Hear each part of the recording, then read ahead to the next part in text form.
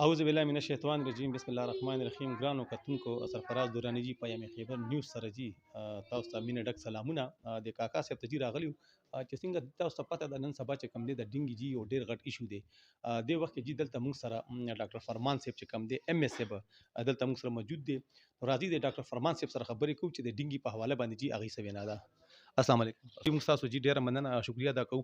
سر څنګه جی تاسو ته پته ده نن سبا جی ډینګي جی یو ډیر غټ ایشو دی دې باندې جی تاسو به څه وایي؟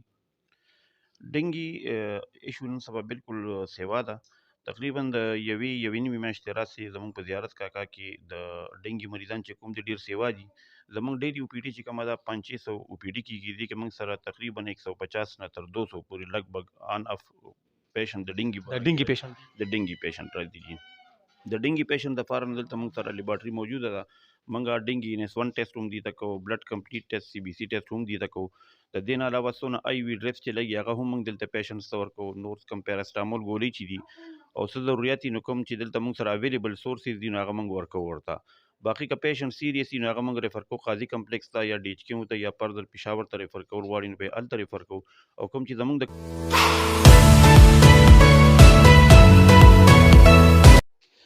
جی ګرانو کتونکو څنګه چې نن تاسو ته پته ده زموږ نن یو ټاپک چې کم دی ډینګي په حواله باندې دی. دلته موږ سره چې کم دی ډاکټر طیه صاحب دی د ډینګي وارډ کې دلته موږ سره موجود دی. راځي دې سره موږ په ډینګي په حواله باندې یو څه خبرې کوو. السلام علیکم.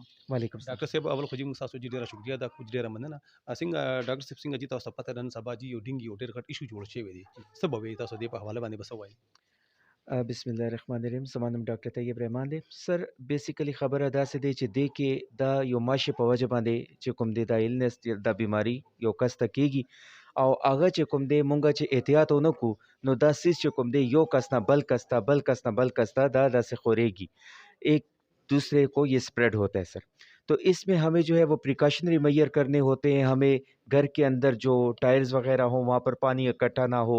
ہمیں گھر کے اندر یہ ماشو جالی اسپرے کائل 10 سیزونه استعمال کولو پکار دي. باقی چې کوم دی چې فار ایگزامپل یو فیملی کې یو کس افیکټډ شي نو موږ ته کمپلیټ پریکاشنری میئر پکار دي چې د بل خلکو ته ونه لګي. ډاکټر صاحب د دې لمحات څه دي د ډینګي؟ جی سر اس میں سر موسٹلی یہ ہوتا ہے اف یو ڈونٹ مائنڈ میں اردو میں بات کر لوں. کریں جی کریں. اس میں موسٹلی یہ ہوتا ہے سر کہ ہماری جوائنٹ پینز ہوتی ہیں سر. جو ٹیمپریچر ہوتا ہے آن اینڈ آف ہوتا ہے اور ہماری آئیز کے اوپر پین ڈیولپ ہو جاتی ہے، ہمارے جوائنٹ میں پین ہوتی ہے اور ساتھ میں بعض اوقات جو سیویئر کنڈیشنز ہوتی ہیں تو پیشنٹ وامٹنگ وغیرہ یا ایبڈومینل ڈسکمفورٹ بھی فیل کرتے ہیں.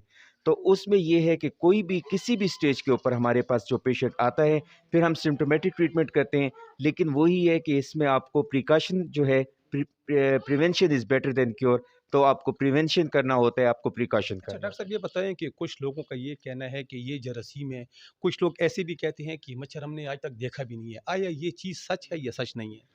یہ ایک مچھر کی قسم ہوتی ہے، اس کو ایڈس کہتے ہیں. یہ انوفلس کی ایک قسم ہے لیکن ایڈس مچھر ہوتا ہے اس کی قسم ہوتی ہے. اس کی وجہ سے جو ہے اس کے اوپر ڈاٹڈ اپیئرنس ہوتی ہے اس مچھر کے اوپر، اور یہ جو ہوتا ہے یہ صبح کے ٹائم پر اور شام کے ٹائم پر ایکٹیو ہوتا ہے. جب مچھر کے اندر یہ بیماری پیدا ہوتی ہے وہ پھر ٹرانسمٹ کرتا ہے کسی بھی ہیلدی ہیومن کو، کسی بھی ہیلدی انسان کو انفیکٹ کرتا ہے. وہ آدمی پھر آگے سورس بنتا ہے دوسروں کو انفیکٹ کرنے کے. یہ بتائیں ڈاکٹر صاحب دنیا کے لوگ آپ کو دیکھیں گے ماشاءاللہ، ان لوگوں کو کیا میسیج دیں گے ڈینگی کے حوالے سے؟ سر دیکھیں صفائی نصف ایمان ہے. ہمیں اپنے گھر میں صفائی رکھنا ہے. ہمیں جو گاربیج وغیرہ ہے گھر کا اس کو ہم نے پراپر ڈسپوزل کرنا ہوتا ہے. ہمیں گھر میں ٹائرز وغیرہ یا کہیں پر پانی وغیرہ کھڑا ہو اس کو ختم کرنا ہوتا ہے. ہمیں اپنی ٹینکیز یا جو ڈرمز ہوتے ہیں اس کو بند کرنا ہوتا ہے. یہ پریکاشنری میئرز ہیں سر. بہت شکریہ صاحب.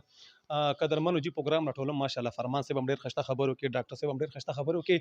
ډاکټر صاحب دغه خبره جیو کې چې تاسو ګوري صفائی چې کم دی یو نس ایمان دی او د دې ماشه چې کم ټیم دی نو هغه چې کم دی سار وختي دا چې اوزي او ماخام ټیم چې کم دی د دې دغه ټیم دی او دا چې کم دی ډېر غټ نقصان ورکوي.